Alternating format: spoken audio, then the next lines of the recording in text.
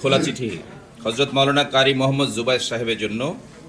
বিসমিহি তাআলা। হযরত মাওলানা কারি জুবায়ের সাহেব, আসসালামু আলাইকুম ওয়া রাহমাতুল্লাহি ওয়া বারাকাতুহু। মাওলানা সাহেব, আশা করি আল্লাহ পাকের অশেষ ফজলে আফিয়াতের সাথে দ্বীন ও দাওয়াতের মেহনতে মশগুল আছেন। আল্লাহ পাক আপনার হায়াতে বরকত দান করুন, আমিন। প্রিয় মাওলানা, আমাদের শ্রদ্ধা ও মহব্বতের অনেকটা জায়গা জুড়ে আপনার অবস্থান। কাকরাইল মার্কাজের নুরানি পরিবেশে একসাথে দাওয়াত ও তাবলীগের মুবারক মেহনতে কতটা লম্বা সময় ধরেই না মশগুল ছিলাম আমরা। দুঃখজনক হলো এই বাস্তবতা আমাদেরকে কষ্ট দেয় যে জীবনের পড়ন্ত বেলায় আমরা আলাদা হয়ে কাজ করে যাই। যাই হোক, একসাথে চলতে গেলে ভুল বোঝাবুঝি হতেই পারে। মনে রাখবেন, আমরা এক কালিমার ভাই, তাই বারবার আমরা আপনাকে ঘরোয়াভাবে সমস্যার সমাধানের জন্য চিঠি দিয়েছি। কিন্তু আফসোস, আপনি আমাদের আহ্বানে সাড়া দেন।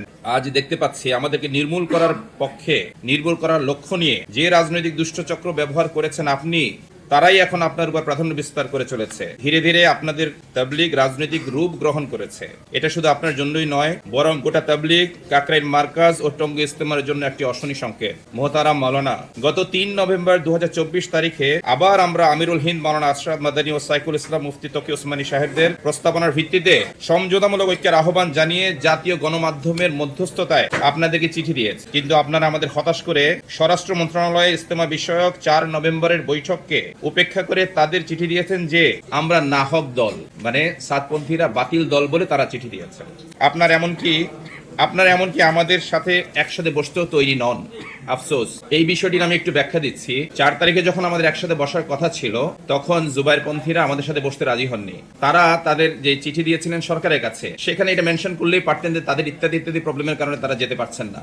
সেটার সাথে তারা অ্যাড করে দিয়েছেন যে তারা আমাদেরকে সঠিক দল বলেই মনে করেন না, আমাদের সাথে বসাটাও তারা সমীচীন মনে করেন না। আমরা যাব শুধুমাত্র এই কারণে, তারা সেদিনের এত গুরুত্বপূর্ণ মিটিং, প্রায় প্রতিটা সরকারি প্রতিষ্ঠান থেকে, সিকিউরিটি এজেন্সিস গুলো থেকে সমস্ত উচ্চপদস্থ কর্মকর্তারা এসেছিলেন, কিন্তু তারা সেখানে অংশগ্রহণ করেননি।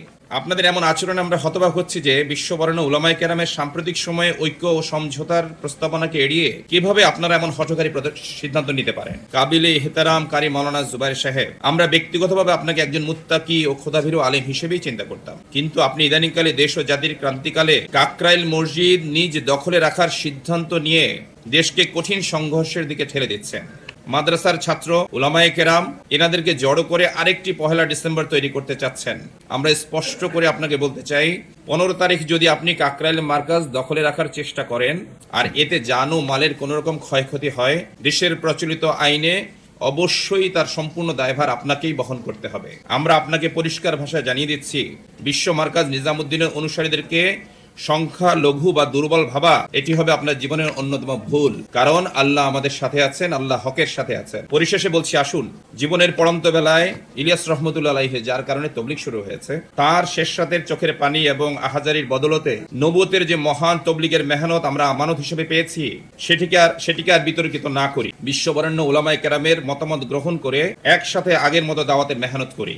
অথবা যদি আগের মতো মেহনত করা সম্ভব না হয়, তাহলে আপন আপন জায়গায় যার যার মতো করে দাওয়াতের মেহনত করি এবং একে অপরের দ্বীনের মেহনতকে ও ইজতেমাকে বাধা দেয়া থেকে বিরত থাকি। প্রিয় মাওলানা, আপনি ফিরে আসুন, আপনার জন্য আমাদের দুয়ার উন্মুক্ত। আমরা নিশ্চয়তা দিচ্ছি, আপনাকে আমরা নিজামুদ্দিনের হযরতগণের মাশওয়ারা অনুযায়ী আগের মতোই সম্মান এবং মর্যাদায় অধিষ্ঠিত রাখবো।